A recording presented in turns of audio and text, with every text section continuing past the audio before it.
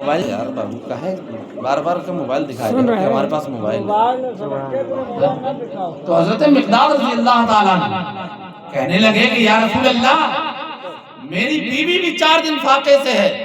اور آج کی بیوی ہوتی تو یہی کہتے ہیں کہ جب سے ان کے نکاح میں آئے ہیں سہولیت کوئی نام ہی نہ ہے۔ ایک دن کا جو اگر کوئی ناغہ ہو جائے کسی چیز میں تو پورا گھر سر پہ اٹھا کے رکھ لیتی ہے، لیکن وہ بھی ایک بیوی تھی حضرت مقداد کی، 4 دن فاقے سے ہیں، شوہر کی عزت کو باہر نہیں جانے دیا۔ اب یہاں اندر بولے کمرے کے تو باہر سناٹے سے آواز آئے کہ بہت پی آئی پی مائک سبحان اللہ۔ لیکن حضرت مقداد نے فرمایا کہ آپ اللہ کی ذات پہ بھروسہ رکھو۔ اسے فرمایا اپنی بیوی سے، لیکن شوہر بھی ہو ایسا کہ بیوی سے پوچھ کر کے کوئی کام نہ کرے نیک کام کے لیے، لیکن جب بھی جو اگر مسجد میں 10 روپیہ دینا ہے فلاں کے پاس پوچھ ہے دیکھیں دیں گی یا نہیں دیں گی، جائیں گے کہا مسجد میں 50 روپے دے دیں، ارے دے دو کا وہ تمہارا سر قلم کر لے گی یا تمہاری جیب کی حالت جانتی ہے، لیکن نہ جب بھی آئیں گے پوچھنا ہے کہا ہے دے دے جائے گا دام نکال کے دے دے جائے گا، وہ تو خود منع کر دیں گے تو آج کی شاپنگ ہو جائے گی۔ لیکن کیا کریں کہ جب حضرت مقداد گئے اور فرمایا اہلیہ سے کہ آپ اللہ کی ذات پر بھروسہ رکھیں، رسول اللہ کے پاس جا رہے ہیں، کچھ نہ کچھ اللہ کے رسول کچھ نہ کچھ مہیا کر دیں گے۔ تو حضرت مقداد گھر کے لیے واپس ہو رہے ہیں، آپ تھک کر کے جب آدمی 4 دن کا بھوکا ہوتا ہے نا تو اسے راستہ چلنا دشوار ہو جاتا ہے۔ حضرت مقداد رسول اللہ کی بارگاہ سے ہو کر کے آپ اپنے گھر کی طرف جا رہے ہیں، لیکن یاد رکھو جب اللہ دیتا ہے تو آزماتا بھی ہے، اور جب لیتا ہے تب بھی آزماتا ہے۔ حضرت مقداد گھر کی جانب آ رہے ہیں، آپ اچانک تھک کر کے بیٹھ جاتے ہیں، اچانک کیا دیکھتے ہیں کہ ایک چوہا بل میں گھس رہا ہے، گھسنے کے بعد آپ کے پاس ایک درہم نکال کے لاتا ہے، آپ کو پیش فرما دیتا ہے، پھر چوہا دوسری بار بل کے اندر جاتا ہے، ایسے ہی 1 بار نہیں 2 بار نہیں 50 بار نہیں بلکہ 70 بار بل کے اندر گھستا ہے، اور حضرت مقداد کو 70 درہم نکال کر کے لا کر کے دیتا ہے۔ حضرت مقداد اللہ کا شکر ادا کرتے ہیں، اور نبی نے کیا فرمایا تھا کہ اے مقداد گھر جاؤ اللہ مدد فرما دے گا، بولو سبحان اللہ۔ اور آج میں بتاؤں آپ کو کہ جب اذان ہوتی ہے تو دنیا کے روئے زمین کی دولت ساری مسجد میں لا کر کے اکٹھا کر دی جاتی ہے، بولو سبحان اللہ۔ آج آپ کو کہتا ہے کہ آج تھوڑی دیر کے تقریر سنے گا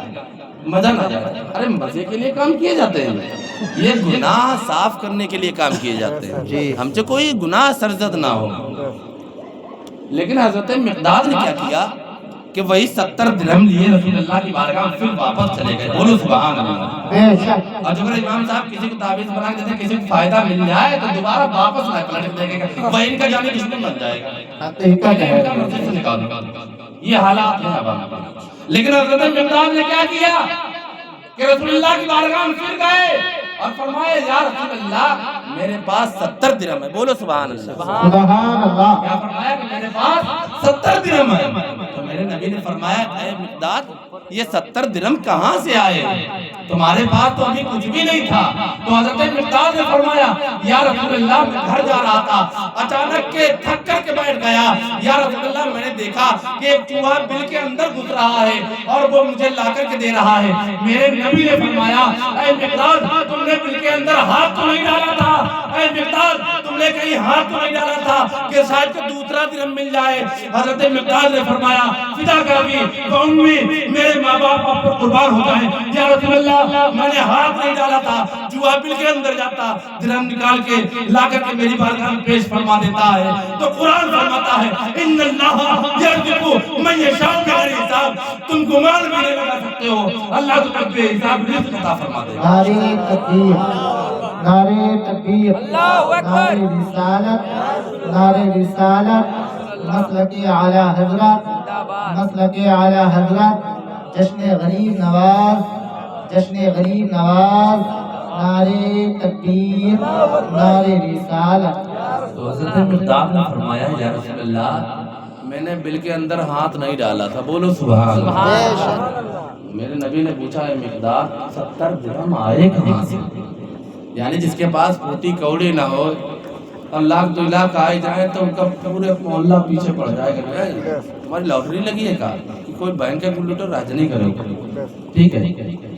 لیکن جب حضرت مقداد نے فرمایا یا رسول اللہ میں نے بت کے اندر ہاتھ نہیں ڈالا، میرے نبی نے فرمایا کہ مقداد اللہ دیتا ہے تو امتحان بھی دیتا ہے، بولے سبحان اللہ۔ تو حضرت مقداد نے فرمایا یا رسول اللہ میں نے ہاتھ نہیں ڈالا، میرے نبی نے کیا فرمایا؟ اب دیکھو امانت داری دیانت داری، بولو سبحان اللہ۔ جو اگر آدمی آج کسی کو جیسے امام کو آج ہمیں 10 روپے نذرانہ دے دے تو یہی سمجھے کہ ہم نے بہت بڑا احسان کر دیا، ہمیں تمہارے 10 روپے کیا کریں گے، کیوں میری زندگی پار تھوڑی نہیں ہو جائے گی۔ یہ نذرانہ کیا ہوتا ہے کہ ایک محبت ہے حضرت حسان بن ثابت رضی اللہ تعالیٰ عنہ کو، میرے نبی کی سنت ہے، ناز شریف کو پڑھنا حضرت حسان کی سنت ہے اور نذرانہ دینا نبی کی سنت ہے۔ بے شک بے شک۔ حضرت مقداد نے میرے نبی سے فرمایا کہ اے مقداد جاؤ جاؤ جاؤ، اور یہ جو ہے درہم لے کر کے گھر واپس چلے جاؤ۔ تو میرے نبی نے سارے درہم جو 70 درہم تھے وہ نکال کے دے دیے، اور حضرت مقداد اپنی بیوی کے پاس گئے اور فرمایا کہ اے اہلیہ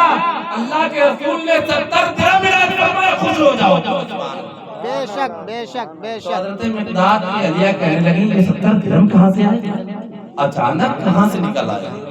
تو قرآن فرماتا ہے ان اللہ یرزق من یشاء بغیر حساب، تم گمان بھی نہیں لگا سکتے اللہ تمہیں رزق عطا فرما دے گا، تمہیں سوچ بھی نہیں پتا کہ اللہ کہاں سے رزق دے رہا۔ پتہ چلے امام صاحب کے قدم کی برکت سے تمہارے گھر میں رزق آئے رہا، پتہ چلے کہ ہمارے آنے کی وجہ سے رزق مل رہا، یہ بھی تو ہو سکتا ہے، مہمان کے آنے سے برکت ہوتی ہے۔ حضرت ابراہیم خلیل اللہ علیہ السلام کی سنت ہے۔ اب ایک بات بتاؤں آپ کو کہ آج کے زمانے میں کیا ہے کہ جو اگر کوئی مہمان خاص مہمان آ جائیں تو عورتیں ماں بھولے نہ سماتی ہیں، اور مائکے کا آئے جائے تو پوچھو نا کہ اللہ کا فرشتہ نازل ہو گیا ہے، مائکے کا آئے جائے، اب نند نندوئی آ جائے تو ہے اس سے ہمارے اللہ پٹرا چلے گا۔ یہ حالات ہے، برا لگنے کی بات نہیں ہے، یہ حالات ہے جو کہ سسرال کا آئے گا، وہ لڑکا اتنا بکاؤ ڈھول گھوم رہا ہے بیوی کے چکر میں کہ اپنے والدین کو بھی ٹھکرا رہا ہے۔ وبالوالدین احسانا، وبالوالدین احسانا، قرآن فرماتا ہے کیا ہوتا ہے کہ جو اگر کوئی سسرال کا آئے گیا وہ کہتے ہیں سسرال کا رشتہ بھی بہت بڑا ہوتا ہے، لیکن حضرت مقداد رضی اللہ تعالیٰ عنہ گئے اہلیہ کے پاس فرمایا اللہ کے رسول نے مجھے نعمت عظمی عطا فرمائی، بولو سبحان اللہ۔ تو جب ابراہیم خلیل اللہ علیہ السلام کے ہاں کوئی مہمان نہیں آتا تھا تو کیا ہوتا تھا؟ آپ غور سے سنیں، ہنس نہیں میری بات پہ، آپ کو ہنسی تو آٹومیٹک آئے گی کہ حضرت ابراہیم خلیل اللہ علیہ السلام جب قربانی کا مہینہ آتا ہے وہ ان کے باپ ہیں حضرت ابراہیم علیہ السلام، اور اسماعیل ان کے بیٹے ہیں، بولو سبحان اللہ۔ جب تک آپ میری بات کیوں نہ سن رہے، کیا کریں سلام پڑھ لیں، ہم خود اپنی عادت سے مجبور ہیں۔ جب کوئی اچھا واقعہ سنا کرو تو آپ لوگ غور سے سنا کرو، کس سے کیا ہے کہ ذہن بڑھتا ہے اور علم بڑھتا ہے، اور ہمیشہ جو اگر اچھی بات کو سنو گے یاد رکھو ایک بات کہ جب کوئی دین کی بات ہوا کہ خاموشی کے ساتھ سنا کرو، ہنسی مسکری نہ بس مسکرایا کرو، یہ تھوڑا نا دانت پھاڑ دیے۔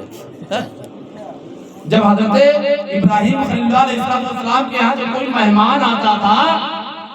تو آپ بہت خوش ہو جایا کرتے تھے اور فرمایا کرتے تھے اللہ تیرا شکر ہے، بولو سبحان اللہ۔ اور ہمارے گھر میں مہمان آ جائے تو پورے گھر کے چہرے اتر جاتے ہیں، روحانیت ختم ہو جاتی ہے،